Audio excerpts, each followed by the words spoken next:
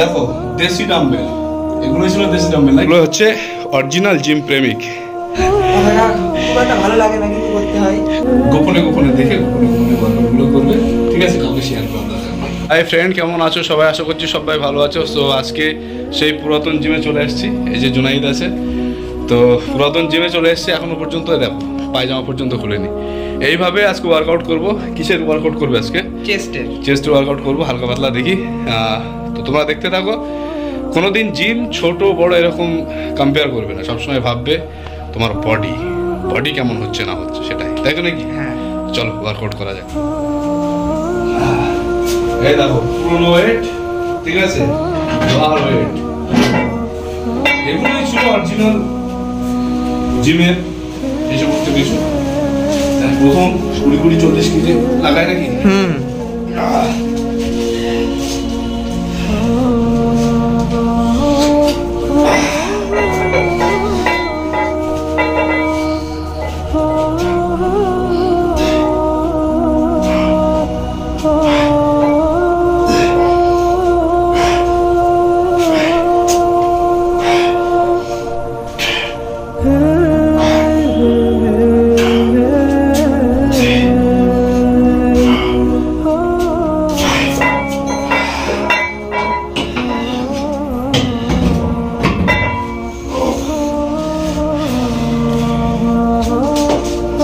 দেখো দেশি ডাম্বেল, এগুলো ছিল দেশি ডাম্বেল নাকি গো?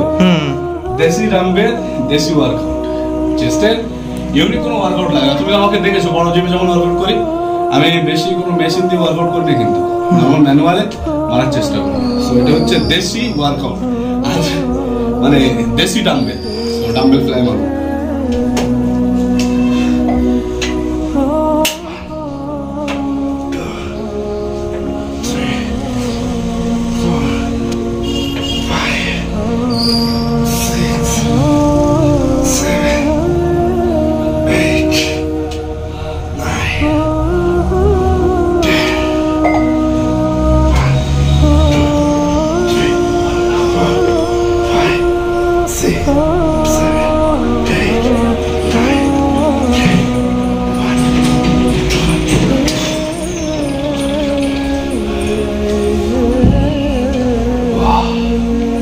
ছেলেটা ওয়ার্কআউট করছে, এ আলাদা কোনো ইউনিক কোনো জিমে যায় না, এখানেই ওয়ার্কআউট করে।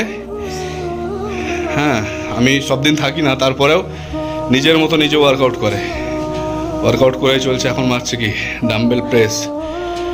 সো এইগুলো হচ্ছে অরিজিনাল জিম প্রেমিক, ঠিক আছে? ওয়ার্কআউট বড় জিমে গেলেই হয় না, ছোট জিমে যদি ঠিকঠাক মাইন্ড কনসেপ্ট ঠিকঠাক থাকে, অবশ্যই সেই জিম থেকে সে উঠতে পারে।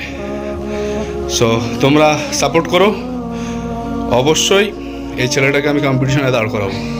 So thank you. চলো বলো জুনাইদ, আমি যখন থাকি না তখন ওয়ার্কআউট করতে কেমন লাগে? একা ভালো লাগে না কিন্তু করতে হয়। মানে এটা ঠিকঠাক রাখবে যে করতে হবে, আমাকে একটা জায়গায় দাঁড়াতে হবে, এই চিন্তা ভাবনা সবসময় মাথার মধ্যে রাখবে। আর ওয়েট যেন মানে তোমাকে না তোলে, তুমি ওয়েটকে উঠাবে, এই কনসেপ্টটা ঠিকঠাক রাখো, অবশ্যই বডি হবে, আর আগামী দিন অবশ্যই উজ্জ্বল হবে। আর যারা এই সময় অনেক ছেলেরা আছে যারা পাবজি ফ্রি ফায়ার নিয়ে ব্যস্ত আছে, ঠিক আছে, তাদের থেকে তো ভালো। চলো থ্যাংক ইউ। বেঞ্চ প্রেস, হ্যাঁ, হালকা একটু ইনক্লাইন করে মারবি কিনা, ঠিক আছে? ওটা 40% ইনক্লাইন করে মার, 40% ইনক্লাইন করে মারলে কি হবে, চেস্টটা দেখতে সুন্দর হবে। আর চেস্টের ওয়ার্কআউটের ক্ষেত্রে একটা জিনিস লক্ষ্য রাখবি, যে চেস্ট ওয়েটটাকে উঠাচ্ছে, আমার হাত নয়। অনেকে কি করে হেভি ওয়েট ট্রেন করে, হেভি ওয়েট নিয়ে হাতের উপরে, শোল্ডারের উপরে, ডেল্টয়েডের উপরে প্রেসার দিয়ে তারা ওয়েটটাকে উঠাচ্ছে। সো এইভাবে করে কোনোদিন মাসল ডেভেলপ হয় না, এটা লোক দেখানো হতে পারে, বাট মাসল ডেভেলপ করতে গেলে তুমি হালকা ওয়েটই নাও, বাট তুমি তোমার চেস্টের যে মাসল, এই মাসল দিয়ে তুমি প্রেস করো, ফিলটা করতে হবে। মানে তোমার চেস্টের যে মাসল, এই মাসল দিয়ে তোমাকে ওয়েটটাকে উঠাতে হবে। সেটা তুমি তোমার ক্যাপাসিটি অনুযায়ী তুমি কেমন ওয়েট তুলবে না তুলবে সেটা তোমার ব্যক্তিগত, কিন্তু মাথায় রাখতে হবে যে আমি যে ওয়ার্কআউটটা করছি সেই মাসল দিয়ে যেন আমি ওয়েটটাকে উঠাতে পারি, অন্য মাসল দিয়ে না। তো এইভাবে করে ওয়ার্কআউট করো, দেখবে খুব অল্প দিনে ডেভেলপ হবে। আমি জিমে থাকলে এই যে 20 কেজি ডাম্বেল দেখতে পাচ্ছ না, এটা দিয়ে আমি ডাম্বেল ফ্লাই মারি নর্মালি জিমে থাকলে। কিন্তু ঘটনা হচ্ছে জিমে যে ওয়ার্কআউট করি তার থেকে অনেক বেটার ফিল করি আমি আমার এই জিমে ওয়ার্কআউট করি, ঠিক আছে? তার কারণ হচ্ছে এখানে পুরোপুরি আমার ফিলটা হয়, আর এখানে আসি মানে কি ওয়ার্কআউট করতে আসি। তো যখন আমি যেটা বলছিলাম যে প্রেস করতে হবে, যেমন আমার মার্সেলটা আমাকে ওয়েট উঠাবে, আমি উঠাবো না, আমার মার্সেল উঠাবে। তোমরা দেখো কিভাবে করতে হয়।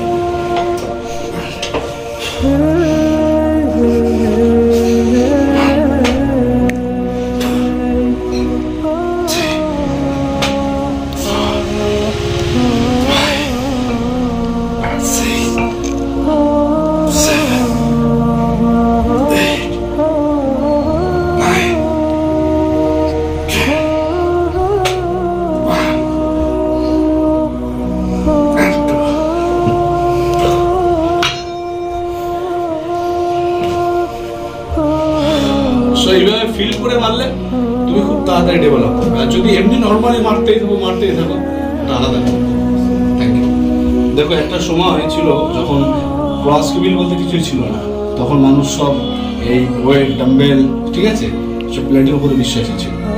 তো তখন এই যে এই চেস্টের যে ভাগটাকে আলাদা করার জন্য আমরা যেমন এখন কি ক্রস কেবিলে বিভিন্ন ধরনের ওয়ার্কআউট করে থাকি, তদানীন্তন সময় একটাই ওয়ার্কআউট ছিল, ঠিক আছে?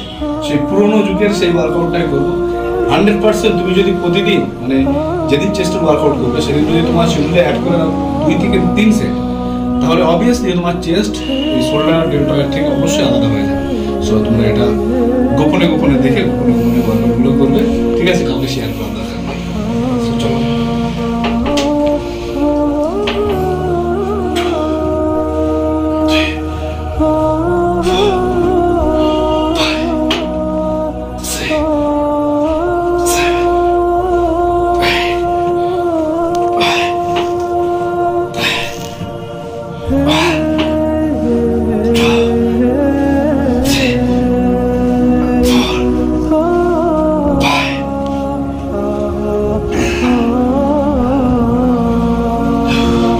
বন্ধুরা, আজকের ওয়ার্কআউট এখানেই মোটামুটি সমাপ্ত করছি।